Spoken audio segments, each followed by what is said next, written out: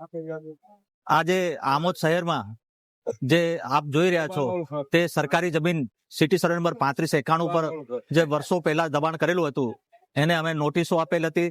નોટિસો આપીને એને મકાન ખાલી કરવા માટે બી જણાવેલું હતું. ન કરતા અમે આજે એને મકાન ડિમોલેશનનું કામ શરૂ કરી રહ્યા છે. બીજું કે આ મકાનની પાછળ અમારું એક તળાવ બ્યુટિફિકેશનનું કામ મંજૂર થયેલ છે.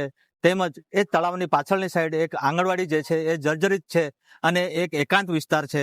એ છોકરાઓને ત્યાં બહુ તકલીફ પડી રહી છે. એટલે આ સરકારી જમીન પર આ દબાણ દૂર થતા અમે વિકાસના બીજા કામો આ જમીન પર અમે તૈયાર કરીશું.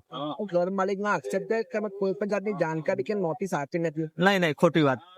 એ વારંવાર નોટિસો આપવા છતાં એ ઈસમ ખાલી નહોતો કરતા. એને અમે 1 વર્ષથી નોટિસો આપી રહ્યા છે.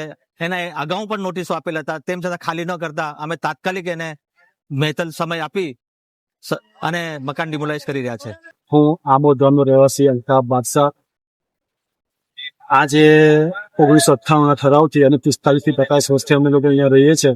ઠરાવ મુજબ 1998 ઠરાવ છે ગ્રામ પંચાયતનો.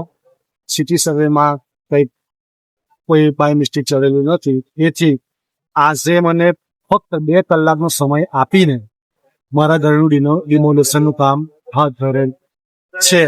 અને આમોદના મુખ્ય રસ્તાઓ પર અને બજારમાં પ્રથમ દિવસની મોહલત સાથે ખસેડી લેવાની નોટિસ આપેલ છે. પણ મારું ઘર મને ફક્ત ને ફક્ત 2 કલાક જ આપેલા છે અને 2 કલાકની મુદતના અંદર મારા ઘરનું ડિમોલેશન આગળ ચાલી રહ્યું છે.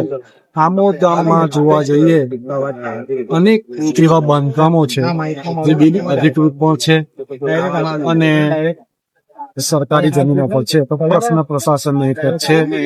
મારા ઘરનું આજે ડિમોલેશન છે તો પછી બીજા આમોદ ગામના ડિમોલેશન ક્યારે? તો શું જેટલી ઝડપથી મારા ઘરનું ડિમોલેશન થયેલ છે એટલી ઝડપથી ગામના જે દબાણો છે એનું ડિમોલેશન થશે એવી મને પ્રશાસનને એક વિનંતી છે.